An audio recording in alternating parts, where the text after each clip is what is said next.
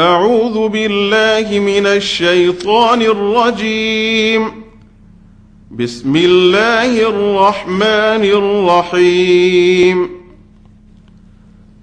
اقم الصلاة لدلوک الشمس الى غسق اللیل وقرآن الفجر ان قرآن الفجر كان مشهودا ومن الليل فتهجد به نافلة لك عسى أن يبعثك ربك مقاما محمودا وقل رب أدخلني مدخل صدق وأخرجني مخرج صدق واجعل لي من لدنك سلطانا نصيرا وقل جاء الحق وزهق الباطل إن الباطل كان زهوقا صدق اللہ العظیم۔ تلاوت کی گئی آیات کے چند کلمات کی وضاحت اور ان آیات کا ترجمہ سماعت فرمائیے۔ دلوک ڈھلنا، سورج کا مائل بغروب ہونا، غسق رات کی ابتدائی تاریکی، وہ اندھیرا جو رات کے شروع میں چھا جائے، مشہودہ مشاہدہ کیا جاتا ہے، تہجد نماز تہجد پڑھو، سو کر اٹھنے کی نماز، محمود لائق تعریف و حمد، مدخل داخل ہونے کی جگہ مقام، مخرج خرج ہونے کی جگہ یا مقام، سلطان طاقت قوت غلبہ، زہقہ وہ مٹ گیا، زہوقہ مٹنے والا۔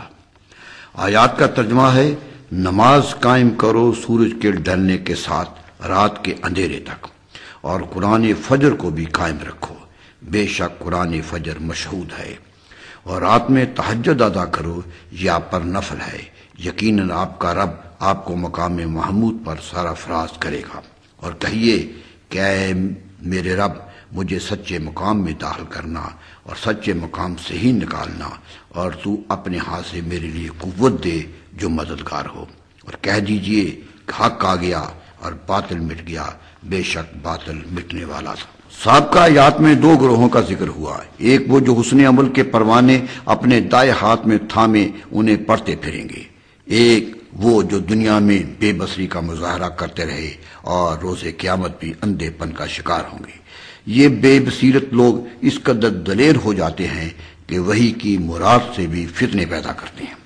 ان کی خواہش ہوتی ہے کہ نبی کی زبان مبارک سے ایسے کلمات عطا ہو جائیں جو وحی کی سند نہ رکھتے ہوں اور ان کی پسند کے لیے ہوں۔ فرمایا گیا ایسا ممکن ہوتا تو سخت سزا دی جاتی، مگر ایسا نہیں ہوا تو تسلیم کر لو کہ نبوت پاک دامن ہے اور نبی کی ذات معصوم عن الخطا ہے۔ ہاں کفر یہ سازش ضرور کرے گا کہ مرکز توحید چھڑا دیا جائے، نبی اکرم صلی اللہ علیہ وسلم مکہ مکرمہ سے نکال دیا جائے۔ واضح کر دیا گیا کہ ایسا ہو بھی تو بھی یہ لمحاتی عمل ہوگا کہ عنوان دین کا وہاں قیام بھی دیر پانا ہوگا۔ اللہ تعالیٰ کا ہر دور میں یہی طریقہ رہا ہے اور آج بھی وہی طریقہ نافذ ہے۔ یہ تسلی بھی ہے اور مستقبل کی فتح کی نوید بھی۔ اس لیے عطائے شعری کا تقاضا تھا کہ اس موعود کرم پر شکر ادا کیا جائے اور عطائے شعری کے سب سے بڑے مظہر نماز کو قائم کیا جائے۔ اس لیے ارشاد ہوا نماز قائم کرو سورج کے ڈھلنے کے ساتھ رات کی ابتدائی اندھیرے تک۔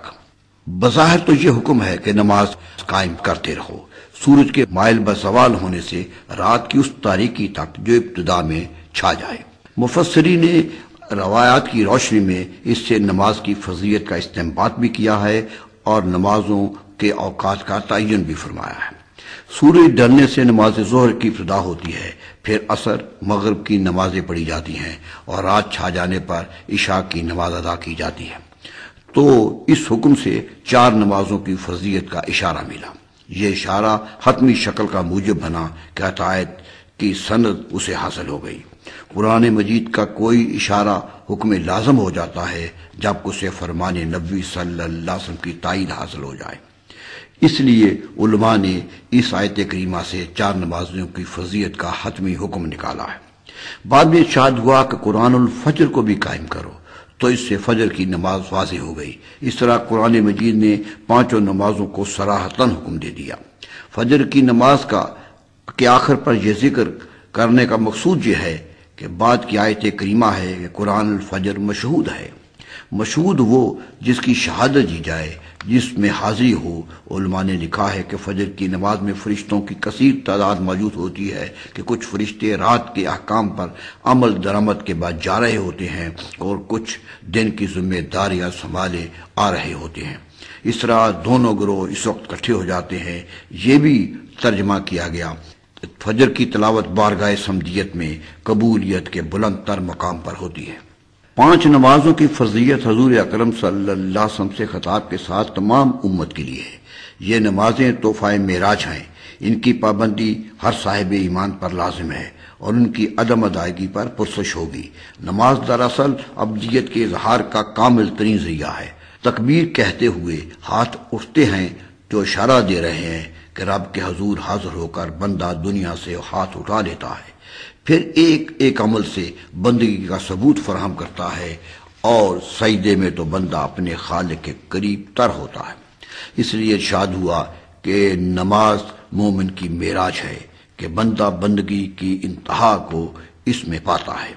علماء نے تو ہر نماز کی رکعتوں کی حکمت بھی بیان کی ہے۔ حضرت امام غزالی علیہ الرحمہ نے تو پانچ نمازوں کو پانچ حواس کا شکرانہ قرار دیا ہے اور حواس کی حد بندی کے لیے رکعتوں کی تعداد کا حوالہ دیا ہے۔ نماز ابدیت کا ایسا اظہار ہے کہ کسی صورت اس میں کوتاہی نہیں ہونی چاہیے۔ ہاں، حالات کی نزاعت کے پیش نظر تخفیف اور سہولت ضرور دی گئی ہے کہ سفر میں ہو تو قصر کر لو، بیمار ہو تو بیٹھ کر حتیٰ کہ لیٹ کر بلکہ اشارے سے پڑھ لو، مگر کوئی حالت زندگی کی ایسی نہ ہو کہ نماز سے غافل ہو جاؤ۔ پھر حکم دیا گیا کہ رات کے ایک حصے میں تہجد ادا کرو۔ یہ آپ کے لیے نفل ہے، یعنی پانچ نمازوں سے زائد ہے۔ حضور اکرم صلی اللہ علیہ وسلم ہمیشہ ہی نماز تہجد ادا فرماتے رہے اور اس پر صحابہ کرام رضی اللہ عنہم اور صالحین امت کا عمل بھی رہا۔ تہجد کچھ دیر سو کر اٹھنے کا نام ہے اور نماز ادا کرنا ہے۔ یہ غفلت کی نیند سے بیداری کا پیغام ہے اور بہت بڑے اجر کا کام ہے۔ تہجد ادا کرنے کا انعام یہ ارشاد فرمایا گیا کہ یقین کر لیجئے کہ آپ کا رب آپ کو مقام محمود پر فائز کرے گا۔